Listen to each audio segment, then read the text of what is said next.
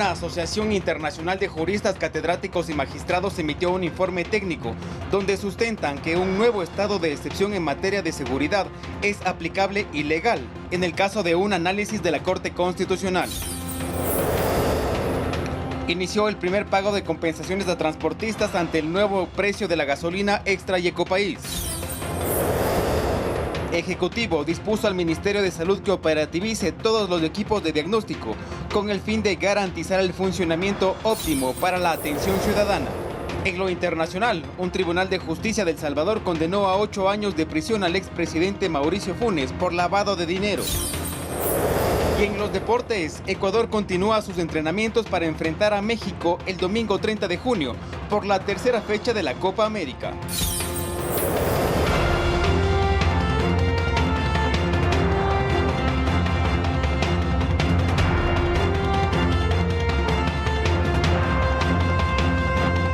Jueves 27 de junio del 2024. Amigos, buenas noches. Bienvenidos a la emisión estelar de Noticias 7. Como siempre, los invitamos a seguirnos en el telégrafo.com.es, ecuadortv.es, en el dial de Pública FM y a través de nuestras redes sociales. Fer, muy buenas noches. ¿Cómo estás? ¿Qué tal, Meche? ¿Cómo estás? Un fuerte abrazo para ti y para todos. Gracias por acompañarnos en esta noche acá en el Noticiero Estelar. Recuerden que en estos momentos ya debe aparecer en sus pantallas el código QR, el cual los invitamos a escanearlo con su teléfono celular para acceder a información actualizada y verificada que tiene para ustedes el telégrafo digital. Acá arrancamos con nuestra oferta informativa. Bienvenidos.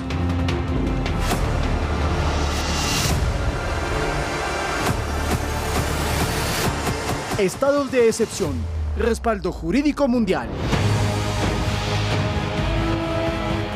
Ante un nuevo estado de excepción en materia de seguridad que decretará el presidente Daniel Noboa en los próximos días, una asociación internacional de juristas, catedráticos y magistrados emitió un informe técnico en el que sustenta que esta medida es aplicable y legal para que se tome en cuenta en un eventual análisis de la Corte Constitucional. El estado de excepción es considerado un mecanismo de defensa de la institucionalidad, según argumentan representantes de la Asociación Mundial de Juristas, un colectivo de 3.000 miembros internacionales integrado por los mejores expertos en derecho. Esta agrupación avala los estados de excepción decretados por el gobierno para enfrentar el conflicto armado interno en el país y lo expresaron así mediante un informe técnico que fue entregado a la Secretaría Jurídica de la Presidencia. Una medida de estado de excepción sería proporcional, justa, equilibrada y adecuada perfectamente a la situación que tiene este maravilloso país.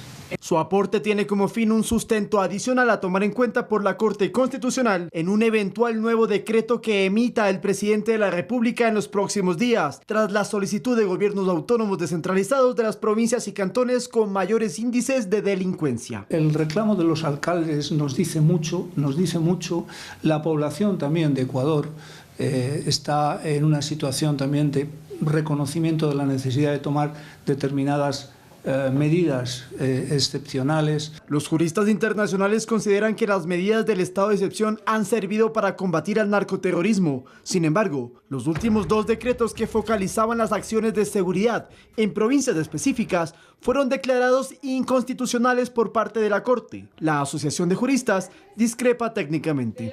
No se está incumpliendo ningún parámetro constitucional. Somos absolutamente escrupulosos en el respeto a los dictámenes del Tribunal Constitucional. Estamos haciendo de meros observadores jurídicos. Y en el informe que entregaron al Ejecutivo para el nuevo decreto, los juristas evaluaron que su fondo estuviese enmarcado dentro de la ley. No nos permitimos ni siquiera un ápice, ni una consideración. Aplicamos lo que tenemos, ver si está efectivamente dentro del marco constitucional o no. Y dentro de ese examen, desde el punto de vista jurídico, concluimos que sí, que está dentro del marco constitucional. El informe jurídico internacional y la solicitud de los alcaldes son insumos para contar con el visto bueno de la Corte al estado de excepción que se conocerá en los próximos días. Este mecanismo se utiliza también en otros países para desplegar las fuerzas de seguridad pública y atender emergencias por amenazas contra el Estado. En los últimos 4 años, los presidentes latinoamericanos han implementado el estado de excepción en al menos 30 ocasiones. Lautaro Andrade Castro, Noticias 7. Estabilización, precios combustible. Y les contamos que desde este jueves se inició con el primer pago de compensaciones a los transportistas registrados de los 3 gremios que recibirán un monto económico a cambio de no incrementar sus tarifas por el nuevo precio de la gasolina. A continuación los detalles. Entre hoy y mañana tiene que efectuarse el primer pago de la primera tanda de compensaciones a los taxistas, camionetas de carga liviana, carga mixta y mototaxis o tricimotos. Así lo anticipaba muy temprano en la mañana el viceministro de Servicios de Transporte en una entrevista con Noticias 7. Conforme avanzó el día, los transportistas registrados para obtener las transferencias económicas comenzaron a recibir los pagos. Hoy ya estamos en un poco más de 23.000 beneficiarios que van a recibir la compensación en las próximas horas. Y efectivamente, según cifras de la Secretaría de Comunicación de la Presidencia, los depósitos ya se remitieron a 22.269 taxistas, 1.348 vehículos de carga liviana y 642 tricimotos. Esto da un total de 24.259 transportistas registrados por un monto de $957.840, que están dentro de la asignación presupuestaria de junio a diciembre, según había indicado el Ministerio de Economía y Finanzas, por las compensaciones. Va a representarnos tal vez en este año un presupuesto de $35 millones. Para recibir el pago anticipado, los transportistas deben registrarse en el portal web de las compensaciones que habilitó el Ministerio de Transporte y Obras Públicas hace una semana. Había 2.000 inscritos, hoy ya son más de 24.000. Es decir, estamos ya por encima del 25% del registro total que nos envió la unidad de registro social. El registro debe ser por vehículo en una sola ocasión, como se explica en el siguiente ejemplo. El taxista se regula con su GAT y el GAT tiene la obligación de transmitir esa información a la ANT, que es la que consolida la gran base de datos nacional, que es la que se cruza mes a mes, o se cruzará mes a mes, con la base de datos de las estaciones de servicio que tiene la Agencia de Regulación de Hidrocarburos y las transacciones comerciales que tiene el SRI. Quienes no estén registrados podrán hacerlo hasta el 24 del siguiente mes para obtener un pago retroactivo. Esto aplicará únicamente hasta septiembre. Lautaro Andrade Castro, Noticias 7.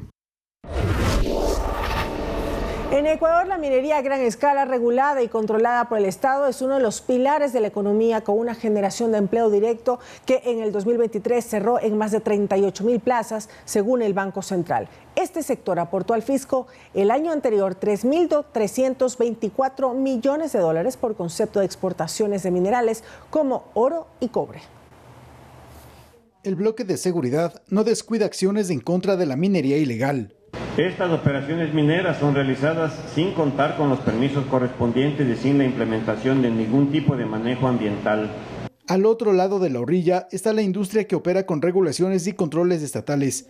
Según el Banco Central, en el 2023, la minería a escala legal generó más de 38.000 puestos de trabajo directos y aportó a la economía del país un monto superior a los $3.324 millones por concepto de exportaciones en oro y cobre.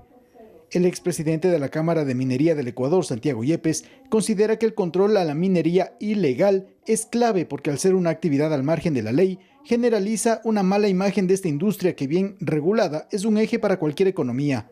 Lo que tenemos finalmente que hacer es evitar que se propague un delito transnacional, un delito que genera varias actividades ilegales, como es en este caso la extracción ilegítima de minerales, que finalmente genera depredación ambiental. No hay regalías y participación del Estado. Stevie Gamboa, experto en temas de minería, considera que la falta de conocimiento sobre cómo opera la minería legal contribuye a un rechazo general sobre esta práctica. Por ello, asevera como importante que se creen espacios de socialización sobre estas actividades. No solo como optimismo, sino veo a Expominas como lo que es un referente nacional, es un encuentro inigualable donde convergen los 3 pilares del desarrollo de cualquier industria y particularmente de la industria minera. Tú tienes que tener en un mismo sitio para que esta discusión sea fructífera, tienes que tener a la industria como tal, a las empresas, a los proveedores, a quienes desarrollan los proyectos, las juniors, las majors, quienes asumen ese riesgo de desarrollar la actividad minera. Hasta los actuales días, son 15 proyectos mineros a gran escala que se desarrollan en el país, en las provincias de Imbabura, Cotopaxi, Bolívar, Azuay, Morona, Santiago, El Oro, Loja y Zamora Chinchipe. Javier Ceballos, Noticias 7.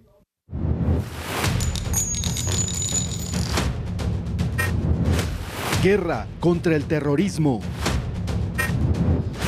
Y en esta guerra, la Jefatura Antidrogas de la Zona 8 de la Policía Nacional ha incautado en lo que va del año más de 136 toneladas de droga, cuya comercialización en los Estados Unidos estaría valorada en más de 2.500 millones de dólares y en Europa por sobre los 5.000.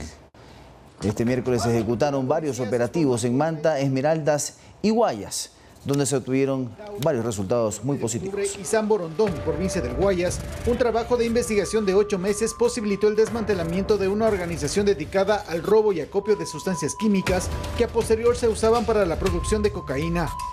En 20 allanamientos en estas 3 zonas se aprendieron a 11 personas, de ellos 5 con antecedentes penales por robo y asociación ilícita. 8 toneladas, 394 kilos de sustancias estupefacientes que en lo posterior eran utilizadas para realizar droga, en este caso específico cocaína. Con esta cantidad de 8 toneladas se podían hacer 25 toneladas de cocaína. En Esmeraldas, en el poblado de Camarones, durante un control de rutina, sujetos no identificados abandonaron una furgoneta en cuyo interior se hallaron 676 kilos de marihuana, dando como resultado total un vehículo y la droga incautada. En Manta, la Jefatura Antidrogas desarticuló una organización dedicada al transporte de droga. En un allanamiento, incautó 693 kilos de cocaína. 2 personas fueron detenidas. En total, en lo que va del año, la Unidad Antidrogas de la Zona 8 ha decomisado 136 toneladas de droga con la siguiente valoración en los mercados de Estados Unidos y Europa. El precio en los Estados Unidos de lo que nosotros no hemos permitido que lleguen a las organizaciones, si esta droga llegaba a los Estados Unidos era 2.562 millones de dólares aproximadamente. Si llegaba a Europa eran 5.104 millones de dólares que no hemos nosotros dejado que lleguen a las estructuras criminales. Todos los aprendidos enfrentan a la justicia.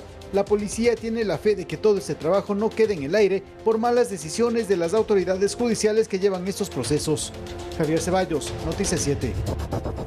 La avioneta que fue atacada por desconocidos en el aeropuerto de Santa Rosa, en la provincia de El Oro, llevaba lingotes de oro, dinero en efectivo, valorados en 7 millones de dólares. El incidente no dejó heridos, pero la aeronave tenía 10 impactos de fusil. Continúa el operativo policial para dar con el paradero de los desconocidos, quienes ingresaron por un costado del aeropuerto de Santa Rosa en la provincia de El Oro para impedir que una avioneta que transportaba valores pueda despegar. El hecho sucedió el pasado 26 de junio. Intentaron realizar un robo a una avioneta que trasladaba valores. La misma, pues al percatarse de los ciudadanos que comenzaron en este caso a generar disparos, posiblemente de fusil, procedieron nuevamente a elevar la aeronave y a no aterrizar. Para impedir que despegue, los delincuentes dispararon por varias ocasiones en contra de la aeronave. Entenderíamos que debe ser alrededor de unas 10 personas por lo menos que estaban involucradas en este hecho. Finalmente la avioneta alzó vuelo y logró aterrizar en Guayaquil, donde se hizo la evaluación del ataque, que afortunadamente no dejó heridos. Todas las personas, tanto guardias como los de la empresa seguridad que estaban ya en tierra y el personal policial se encuentran ilesos, lo cual es de agradecernos, dar gracias a Dios, pues que no tenemos inconvenientes con personal tanto uniformados. Igualmente luego llegaron los militares a colaborarnos y no tenemos novedades con el personal. Hoy se conoce que allí se transportaban lingotes de oro y dinero en efectivo valorados en 7 millones de dólares. Sin embargo, no se conoce la procedencia de este dinero. De su parte, la Dirección de Aviación Civil, a través de un comunicado, indicó que en el aeropuerto de Guayaquil, el capitán de la aeronave solicitó a la torre de control prioridad para aterrizar y al momento de la maniobra, la aeronave se detuvo en la pista, por lo que se tuvo que cerrar las operaciones aéreas por aproximadamente 13 minutos hasta retirar la aeronave. Después de esto, las operaciones continuaron con normalidad. Edison Saavedra, Noticias 7. Amigos televidentes, es momento de hacer una pequeña pausa. Y al regresar les contamos que el Ministerio de Educación, con el apoyo del Plan Mundial de Alimentos, implementará un nuevo modelo de alimentación escolar en el país. Todos los detalles enseguida.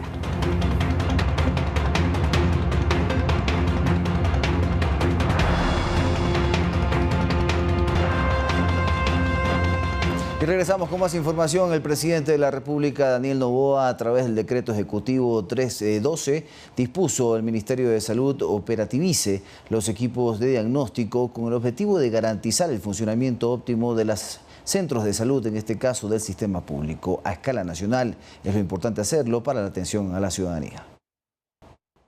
90 días es el plazo que establece el decreto ejecutivo 312 emitido por el presidente de la República, Daniel Noboa, para operativizar los equipos diagnósticos. El documento señala que estas herramientas tecnológicas incluyen a tomógrafos, equipos de rayos X, ecógrafos y monitores, con el objetivo de garantizar su funcionamiento para atender a la ciudadanía. En hospitales como, por ejemplo, el Eugenio Espejo, entiendo que hay un resonador que está ya prácticamente 1 año, si no me equivoco exactamente, pero bastante tiempo, sin estar al servicio de los pacientes. Carlos Cárdenas, miembro de la Federación Médica Ecuatoriana, señaló que la disposición, al cumplirse, favorecerá a los pacientes no solo con una detección oportuna, sino también para un tratamiento adecuado. Los resonadores, las tomografías sirven para diagnóstico, por ejemplo, en pacientes con cáncer, con tumores. Lo ideal es que todo este equipamiento esté en las unidades operativas de la Red Pública de Servicios de Salud,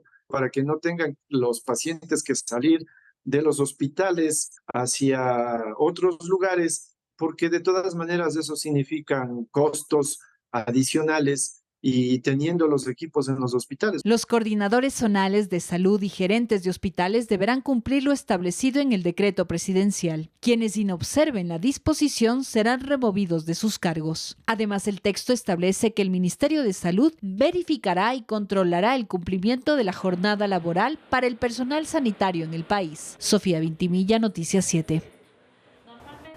El Ministerio de Educación, con el apoyo del Programa Mundial de Alimentos, realizará un plan piloto para implementar en el país un nuevo modelo de alimentación escolar que cumpla con estándares de calidad internacional y así contribuir en el adecuado crecimiento físico e intelectual de los estudiantes.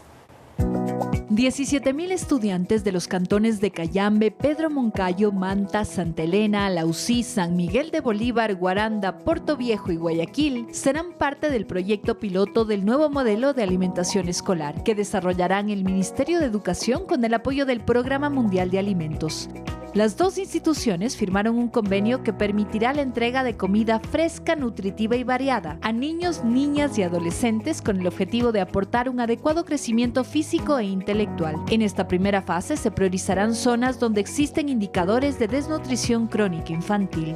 Es un logro increíble, no tanto del Programa Mundial de Alimentos, sino más bien de Ecuador, porque es una etapa fundamental de empezar a darle aún más futuro a estos niños. El convenio tendrá una duración de 5 años. Incluye la participación de padres de familia, quienes podrán preparar las comidas con productos de sus comunidades y convertirse en proveedores de alimentos, con lo cual las autoridades esperan promover la activación de la economía territorial. Que hay cosas que definitivamente no pueden esperar. La alimentación escolar para este ministerio, para el gobierno del presidente Daniel Noboa, es sustancial. El plan piloto del nuevo modelo de alimentación escolar se desarrollará en 14 unidades educativas a escala nacional. Sofía Vintimilla, Noticias 7.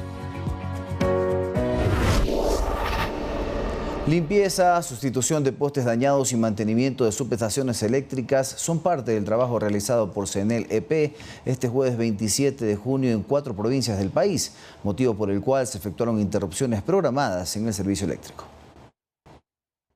Las interrupciones programadas por la Corporación Nacional de Electricidad se realizaron este jueves 27 de junio en 4 provincias de la costa del país. En Guayas, los trabajos fueron para la regulación de líneas eléctricas, reemplazo de piezas caducadas, ajuste en puentes y cambio de postes dañados, además de la limpieza de maleza. En Santa Elena, las tareas se centraron en el mantenimiento de las subestaciones Colonche y Manglar Alto. En la provincia de Los Ríos se realizó el mantenimiento del alimentador de San Juan, cambios en las fases del sistema eléctrico eléctrico y las instalaciones de piezas requeridas en los postes, para que el servicio sea eficiente y seguro. Mientras en la provincia de Esmeraldas se hizo el mantenimiento preventivo en la subestación Borbón 1. La limpieza, sustitución de piezas y postes dañados, además del mantenimiento de las subestaciones, busca evitar cortes de energía repentinos y prolongados. Además, el ministro de Energía encargado, Roberto Luque, mencionó que en los próximos días se presentarán nuevas decisiones para mejorar el sistema de suministro energético en el país. Sofía Vintimilla, Noticias 7.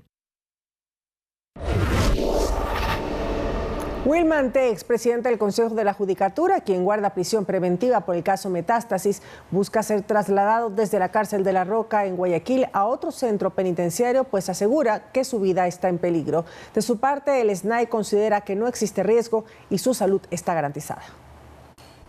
En la Corte Nacional de Justicia se instaló la audiencia de habeas corpus, donde el expresidente de la Judicatura, Wilman T., busca que se lo traslade de la cárcel de La Roca en Guayaquil a otro centro penitenciario.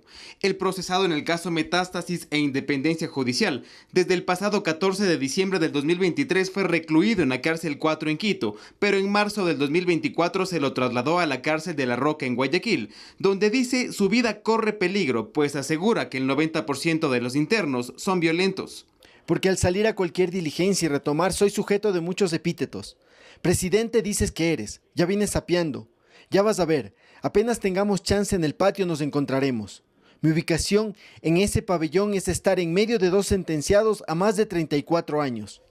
Por ello pide al Tribunal de la Corte Nacional que se cree una comisión conformada por la Iglesia Católica y la Cruz Roja para que se revisen sus condiciones, tanto físicas como psicológicas. De su parte, tanto la representante legal de la cárcel de La Roca, así como del SNAI, rechazaron estas declaraciones y aseguraron que el traslado del exfuncionario a La Roca se dio por una alerta de atentado y posible fuga. En ningún momento, señores magistrados, se ha podido evidenciar lo dicho por el señor Terán, puesto que no se evidencia ningún trato cruel, inhumano y peor de tortura.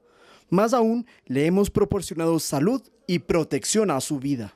Según la Procuraduría, quien participó también en la audiencia, no procede el habeas corpus, pues solo se está demostrando una inconformidad de dónde está recluido y solicitó que se rechace el pedido. El tribunal analizará el recurso legal y reinstalará la audiencia para el próximo 3 de julio. Edison Saavedra, Noticias 7.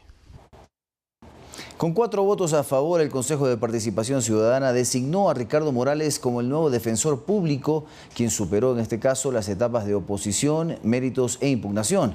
Sin embargo, Morales es el sexto mejor puntuado con 76.66 puntos, pues se los descalificó a los postulantes anteriores por irregularidades y inhabilidades. Ricardo Morales, quien reemplazará en este caso a Ángel Torres Machuca, que estaba en el cargo desde el 2018, fue subsecretario del Ministerio de Justicia de Rafael Correa y excomisionado de pacificación de cárceles durante el gobierno de Guillermo Lasso.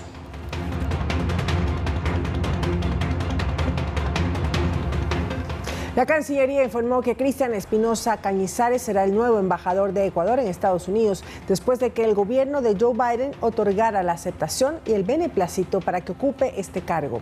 Espinosa es diplomático de carrera desde 1987. Además, es especialista en comercio internacional y negociaciones comerciales. Ha sido representante de Ecuador ante las Naciones Unidas y otros organismos internacionales en Ginebra. Adicionalmente, ya fue viceministro de Relaciones Exteriores. El anuncio se hace 4 meses después de cesar en sus funciones a Yvonne Backing, que fue embajadora de Ecuador en el país norteamericano desde el 2020.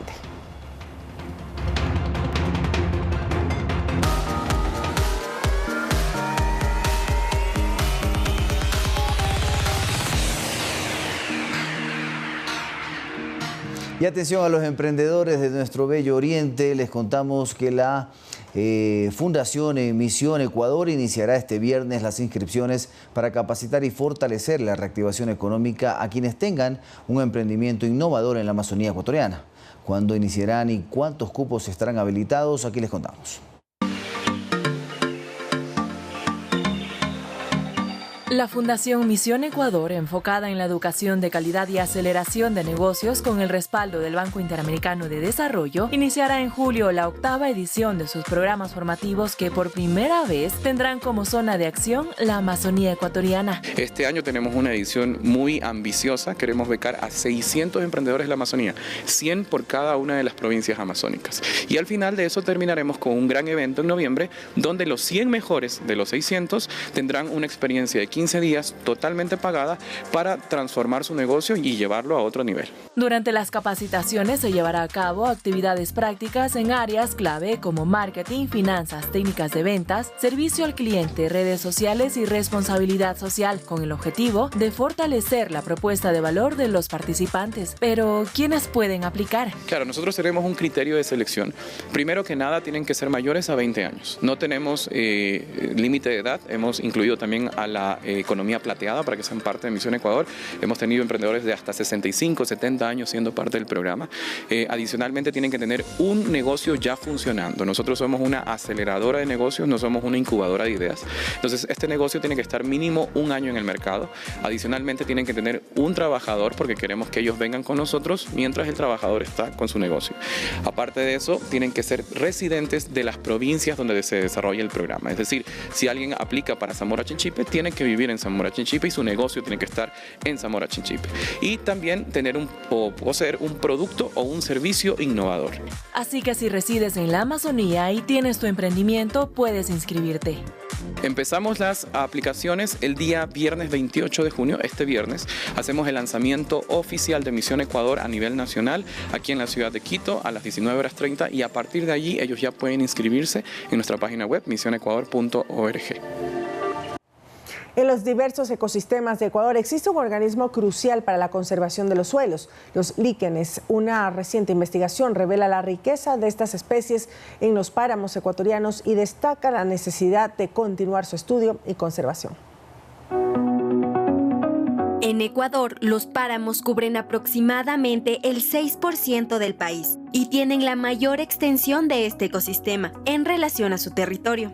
Los líquenes, organismos simbióticos complejos, son cruciales en esta biodiversidad, actuando como primeros colonizadores de suelo. ¿Por qué son importantes los líquenes en los páramos? Porque constituyen la primera cobertura del suelo, ¿sí? Ayudan a evitar la erosión del suelo, permiten mantener la humedad en los suelos, en los páramos. Y las sustancias liquénicas que tienen también ayudan en los procesos de descomposición o de mineralización también del suelo. Desde 1992 se han identificado 54 especies de líquenes en los páramos ecuatorianos, pertenecientes a 21 géneros, 11 familias y 7 órdenes, según el repositorio micológico del Herbario Nacional del Ecuador, gestionado por el Instituto Nacional de Biodiversidad. O sea, la importancia de esto es justo el dar a conocer los líquenes que han sido colectados y ahora son parte del patrimonio biológico e histórico de un repositorio científico. En este estudio realizado por Justín Villalba de la Fundación Charles Darwin y Rosa del Carmen Batallas del INAVIO, abarca 7 provincias ecuatorianas con páramos. Carchi y Azuay son las más ricas en diversidad de líquenes, con 26 y 25 especies respectivamente, mientras que en Chimborazo tienen la menor representación con solo una especie registrada. Esa información se publicó, más bien dicho, se sometió a una revista que es Caldacia, una de las revistas muy importantes de Colombia, en el 2021, y la publicación sale ahora en el 2024. En 2023 se reportaron 2.599 especies de líquenes en Ecuador, en diversos ecosistemas, sugiriendo que el número total podría duplicarse con más investigaciones en los páramos. Estos hallazgos resaltan la importancia de la colaboración continua entre científicos, instituciones y comunidades locales para profundizar en el conocimiento y la conservación de las especies, que son esenciales para la salud y biodiversidad de los páramos. Y les contamos que el EQ911 tiene una aplicación para celulares que está disponible de forma gratuita totalmente para los ciudadanos y puede ser incluso utilizada por personas con alguna discapacidad auditiva o física para advertir incidentes que otras funciones podría llegar a realizar esta aplicación. Les contamos a continuación. ECU 911 es la app que forma parte del servicio integrado de seguridad ECU 911 que facilitará al usuario emitir alertas, informar sobre incidentes y enviar su ubicación automáticamente. Permite mediante al usuario con un dispositivo móvil alertarnos de una emergencia. Es decir, es un mecanismo adicional a la línea única que tiene varias ventajas en este tema. La aplicación puede ser descargada desde cualquier teléfono móvil con sistema Android o iOS. Una vez realizado el primer paso, deberá continuar con el proceso de registro. De esta manera, el servicio tendrá la información médica personal como tipología sanguínea, alergias y otras condiciones médicas.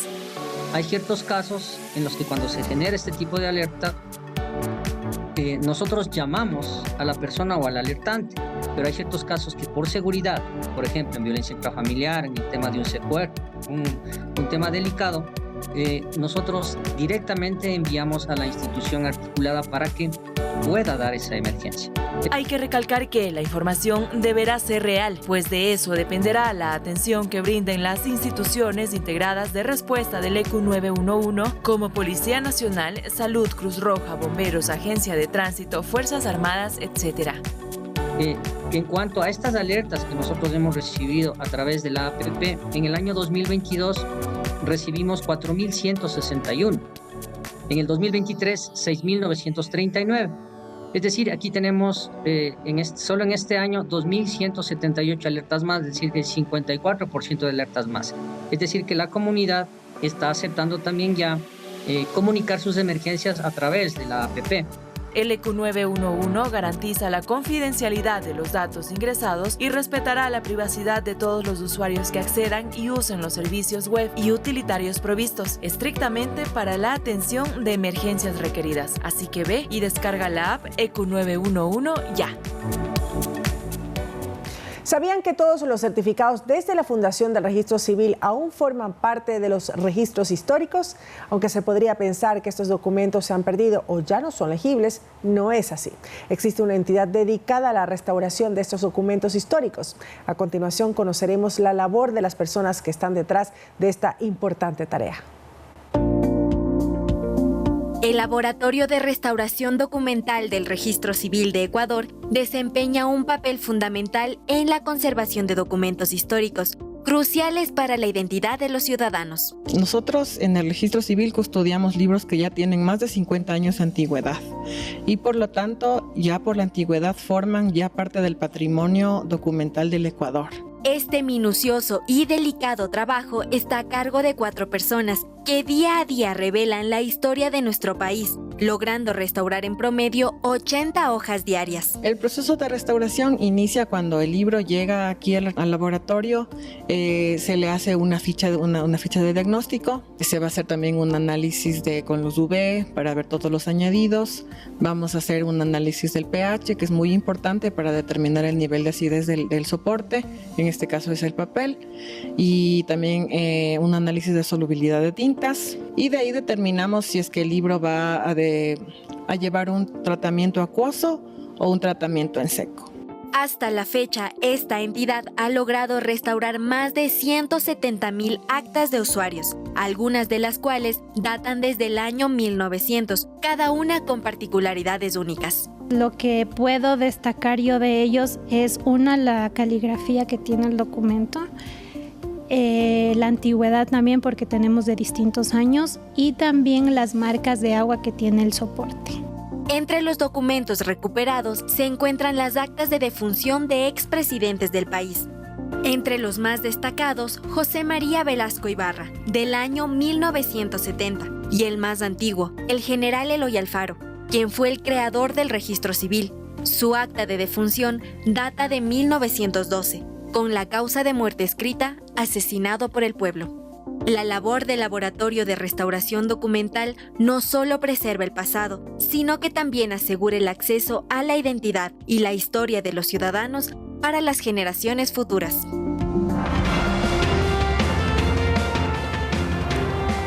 Momento de hacer una nueva pausa. Claro que sí, pero ya se vienen los deportes, ¿sabes? Se viene el segmento de deportes donde tenemos mucha información, las repercusiones del partido de Ecuador y su victoria ante Jamaica y por qué no hablar de Richard Carapaz, que ya se prepara junto a su equipo para el Tour de Francia. Regresamos con más información deportiva, no se vayan.